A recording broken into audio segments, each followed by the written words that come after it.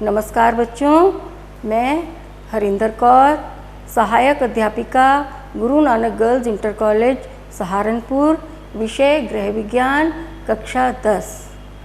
आज हम जिस अध्याय के बारे में अध्ययन करने जा रहे हैं बच्चों, उसका नाम है नाड़ी, श्वास की गति तथा ताप का चार्ट। इसके बारे में आप पहले भी अपने अध्यायों में जान चुके हैं और ज्ञान प्राप्त कर चुके हैं। आज इस बारे में हम विस्तार से आपको बताएंगे। सबसे पहले बच्चों देखिए, इस अध्याय में हम क्या जानेंगे। सबसे पहले पाठ का परिचय। पाठ का परिचय, इसमें हम अध्याय के बारे में जानकारी लेंगे। रोगी का ताप लेना। ताप लेने का मुख्य उपकरण थर्मामीटर। फिर हम जानेंगे थर्मामीटर का प्रयोग और उसका प्रयोग करते समय किन किन बातों का ध्यान रखना चाहिए। रोगी के ताप का चार्ट बनाना। नाड़ी, नाड़ी की गति ज्ञात करना। नाड़ी की गति का सारणी द्वारा स्पष्टीकरण। फिर हम जानेंगे श्वास की गति, श्वास की गति का निरीक्षण, नाड़ी, श्वास की गति और ताप का संबंध। और पाठ के अंत में हम जानेंगे बच्चों रोगी की अन्य देखभाल, जिसके अंतर्गत हम अध्ययन करेंगे मल और मूत्र को विसर्जित करना तथा एनिमा का प्रयोग करना। अब प्रत्येक बिंदु को हम विस्तार पूर्वक समझते हैं। सबसे पहले पाठ का परिचय। बच्चों, किसी भी रोगी की देखभाल करने के लिए परिचारिका होनी बहुत आवश्यक है। यदि रोगी गंभीर रोग से ग्रस्त है तो उसके लिए परिचारिका अवश्य होनी चाहिए। यह परिचारिका हॉस्पिटल की कोई नर्स भी हो सकती है और घर का कोई सदस्य भी रोगी की विशेष देखभाल कर सकता है यदि उसे अनुभव हो तो। परिचारिका को रोगी की देखभाल करते समय बहुत सी बातों का ध्यान रखना पड़ता है और उसके बहुत से कार्य करने पड़ते हैं, जिनमें मुख्य रूप से रोगी की शारीरिक सफाई, उसके दैनिक कार्य तथा उसका बिस्तर आदि लगाना प्रमुख है।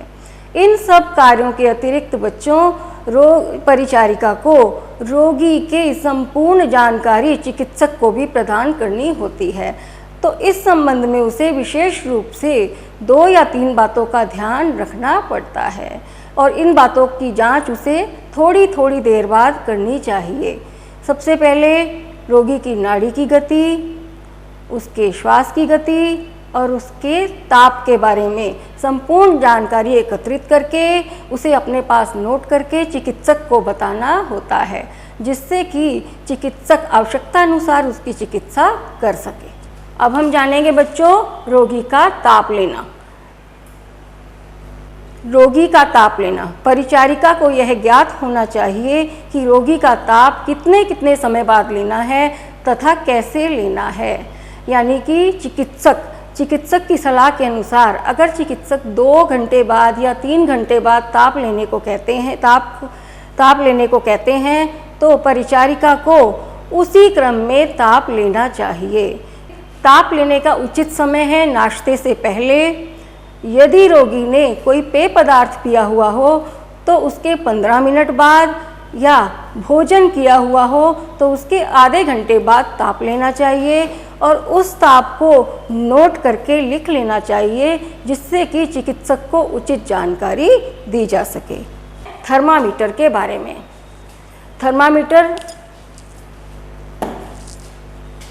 थर्मामीटर हर घर में होता है, जिसके द्वारा बुखार को नापा जाता है या ज्ञात किया जाता है कितना टेम्परेचर बॉडी का हमारा बढ़ रहा है।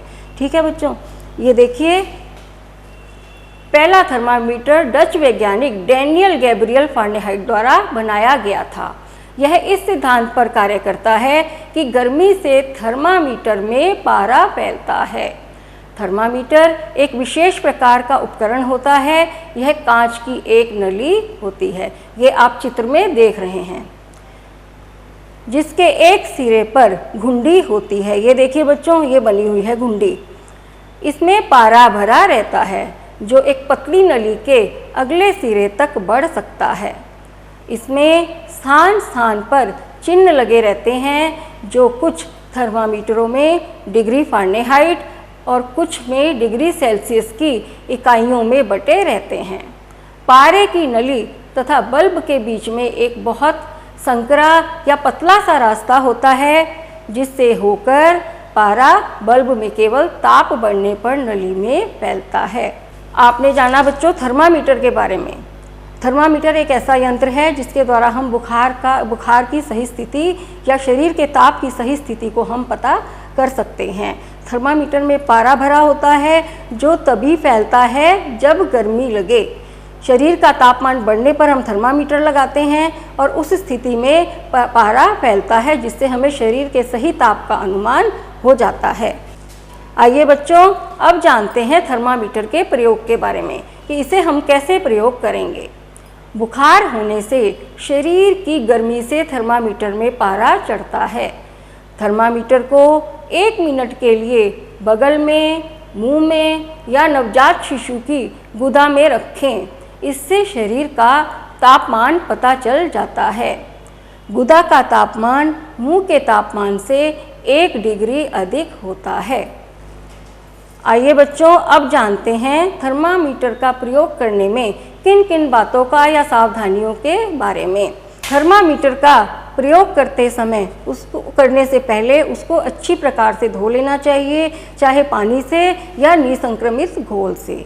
इसके बाद जिस व्यक्ति का शरीर का ताप हमने नापना है, अगर उसको पसीना आ रहा है तो उसका पसीना पोंछकर उसके कुछ देर के पश्चात थर्मामीटर से उसका तापमान लेना चाहिए।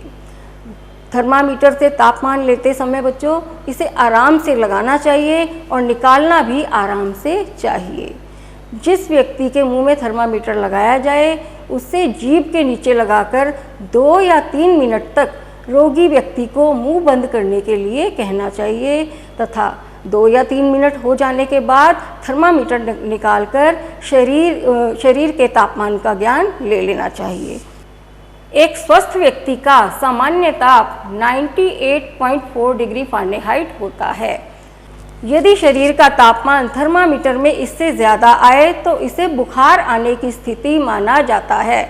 ऐसी स्थिति में चिकित्सक की सलाह अवश्य लेनी चाहिए। अब जानते हैं बच्चों रोगी के ताप का चार्ट हम कैसे बनाएंगे।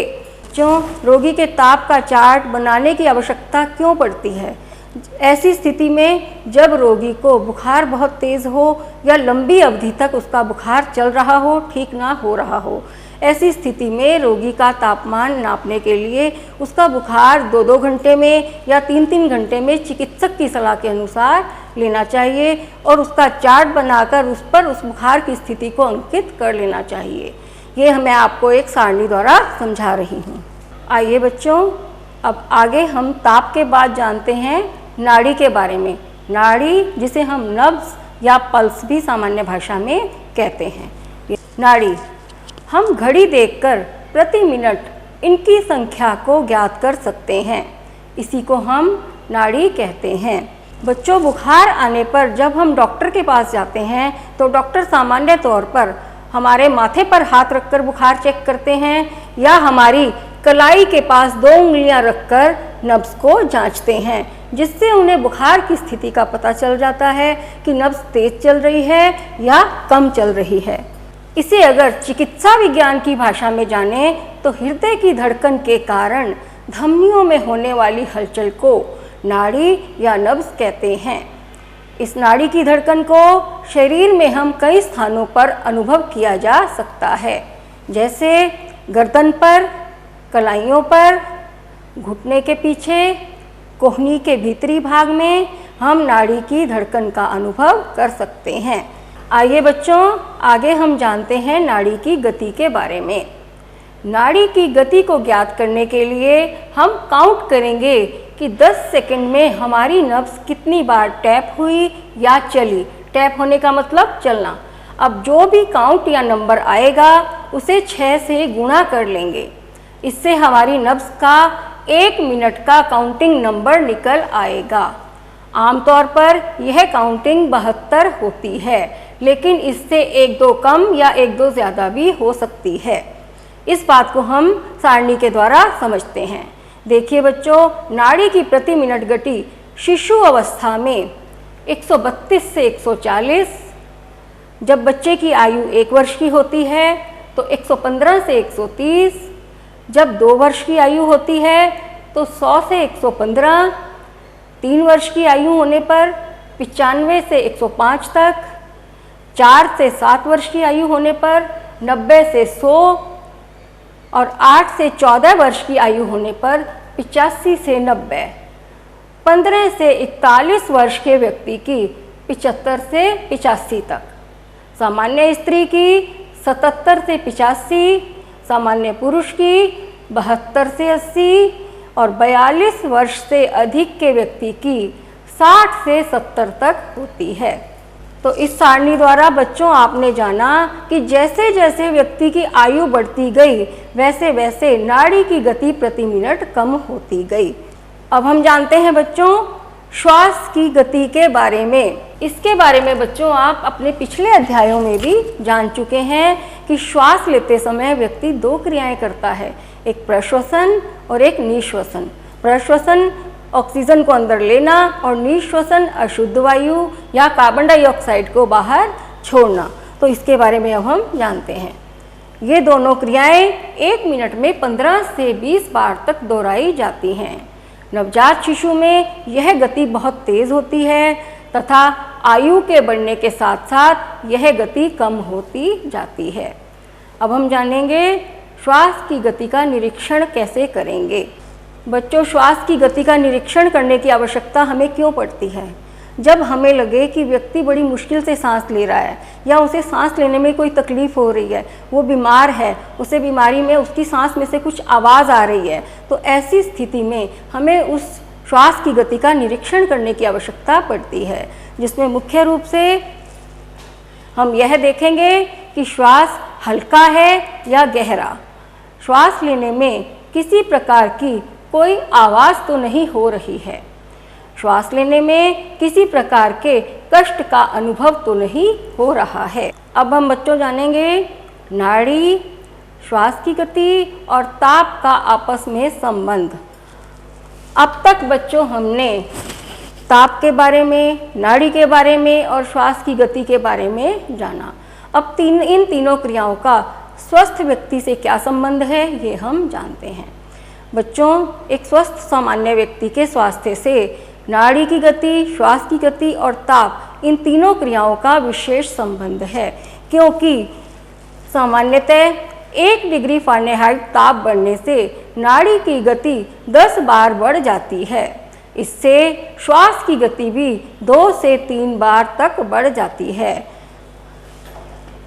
जैसे यदि किसी व्यक्ति को बुखार आया तो उसकी नाड़ी की गति थोड़ी बढ़ेगी और नाड़ी की गति बढ़ने से श्वास की गति भी उसकी बढ़ जाएगी। आइए बच्चों, अब हम जानते हैं रोगी की अन्य देखभाल के बारे में, जिसमें 2 प्रमुख बिंदु हैं, मल मूत्र को विसर्जित करना तथा एनिमा का प्रयोग करना। बच्चों, इसमें सबसे पहला बिंदु हमारा है मल मूत्र को विसर्जित करना। ऐसी स्थिति तब आती है बच्चों जब रोगी लंबे समय से बिस्तर पर हो, उसे परेशानी हो, वह बीमार हो, चल फिर नहीं सकता या उठ बैठ नहीं सकता, लंबे समय से वह बिस्तर पर ही है और परिचारिका उसकी देखभाल कर रही है। तो ऐसी स्थिति में परिचारिका को रोगी के बिस्तर पर रबर शीट या जिसे हम सामान्य भाषा में मोमजामा कहते हैं वह बिछा देने चाहिए। इन सब के अतिरिक्त ये दोनों चित्र देखिए बच्चों ध्यान से, मूत्रपात्र और मलपात्र, इन दोनों की भी आवश्यकता ऐसी स्थिति में पड़ती है, क्योंकि रोगी को बिस्तर पर ही मल मूत्र त्याग करना होता है। और मोमजामा इसलिए बिछाना चाहिए कि बिस्तर गंदा ना हो। रोगी, ऐसे गंभीर रोगी का बिस्तर बार बार बदलना आसान नहीं होता, इसलिए जब भी उसे मल क्रिया से निवृत्त होना हो तो परिचारिका को रोगी की कमर के नीचे मल पात्र को बड़े ध्यान से लगा देना चाहिए, आराम से लगाना चाहिए, जिससे रोगी को कोई परेशानी ना हो। और जब वह मल क्रिया से निवृत्त हो जाए तो उसी प्रकार आराम से मल पात्र को निकाल भी लेना चाहिए तथा गीली रुई से उसको साफ कर देना चाहिए। ये सारी क्रियाएं परिचारिका को बहुत ध्यान से करनी चाहिए क्योंकि रोगी बिस्तर पर है, उसे कोई परेशानी या तकलीफ ना हो। आइए बच्चों, अब हम जानते हैं एनीमा का प्रयोग, एनीमा के बारे में। एनीमा बच्चों लिक्विड पदार्थ जो डॉक्टर्स द्वारा बनाया जाता है वो रोगी को तब दिया जाता है जब रोगी प्राकृतिक रूप से मल त्याग करने में असमर्थ हो। ऐसी स्थिति में एनीमा का प्रयोग किया जाता है। एनीमा कई प्रकार के होते हैं, जैसे साबुन के घोल का एनीमा, अरंडी के तेल का एनीमा, इसके बाद ग्लिसरीन का एनीमा आदि। अब हम जानेंगे साबुन के घोल के एनीमा के बारे में। ये चित्र देखिए बच्चों, ये साबुन के घोल का एनीमा और नमक के घोल का एनीमा दोनों के लिए इस पात्र का प्रयोग किया जाता है। ये एक ऊपर पात्र बना हुआ है जिसके नीचे ये टोंटी बनी हुई है और उसके साथ रबर की ट्यूब आ रही है जो बहुत लंबी है। इस रबर की ट्यूब को रोगी की गुदा में प्रवेश कराया जाता है। सबसे पहले साबुन का घोल बनाकर इस पात्र में डाला जाता है। उसके बाद टोंटी खोलकर ये साबुन का सारा घोल रोगी की गुदा में जाता है जिससे उसे मल त्याग करने में आसानी होती है। आइए बच्चों, अब जानते हैं एनीमा के दूसरे प्रकार अरंडी के तेल का एनीमा। ये देखिए बच्चों, अरंडी के तेल का एनीमा उपकरण ये इस प्रकार का है। सबसे पहले बच्चों अरंडी के तेल को एक बर्तन में डालकर जल से भरे हुए बड़े बर्तन में रखेंगे। उस बड़े बर्तन को गर्म करेंगे जिससे जल गर्म होगा और जल के गर्म होने से तेल भी गर्म हो जाएगा।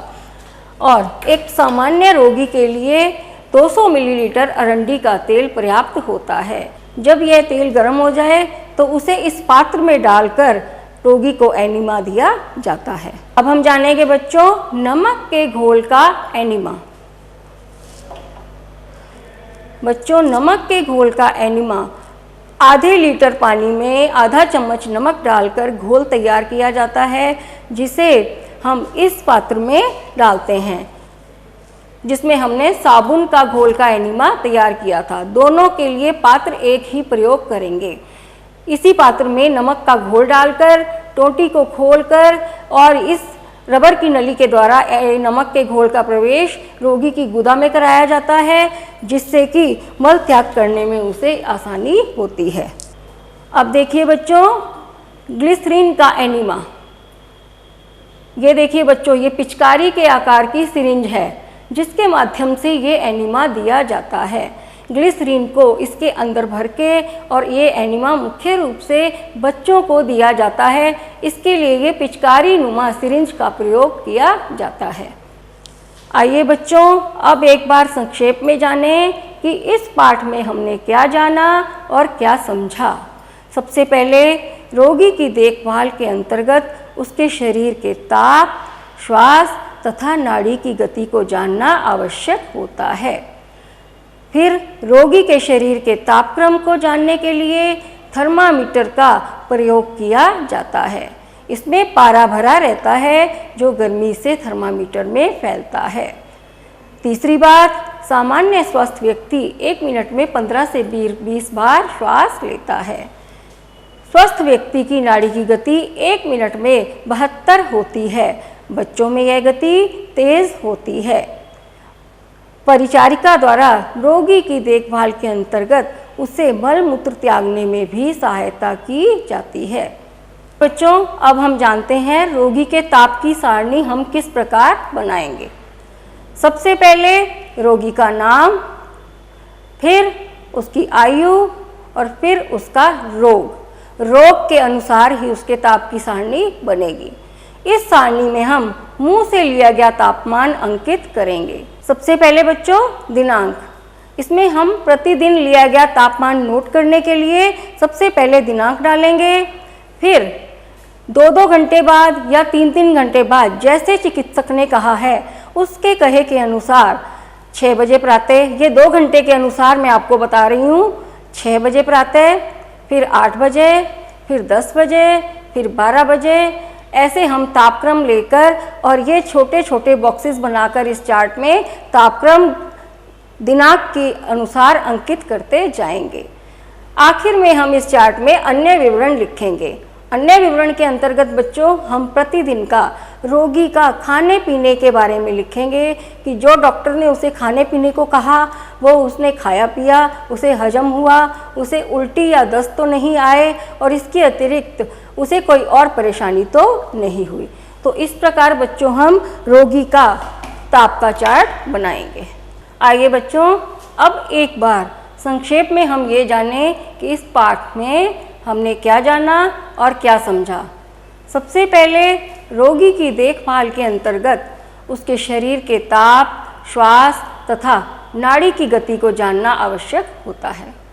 दूसरा, रोगी के शरीर के तापक्रम को जानने के लिए थर्मामीटर का प्रयोग किया जाता है, जिसमें पारा भरा रहता है और गर्मी से थर्मामीटर में फैलता है।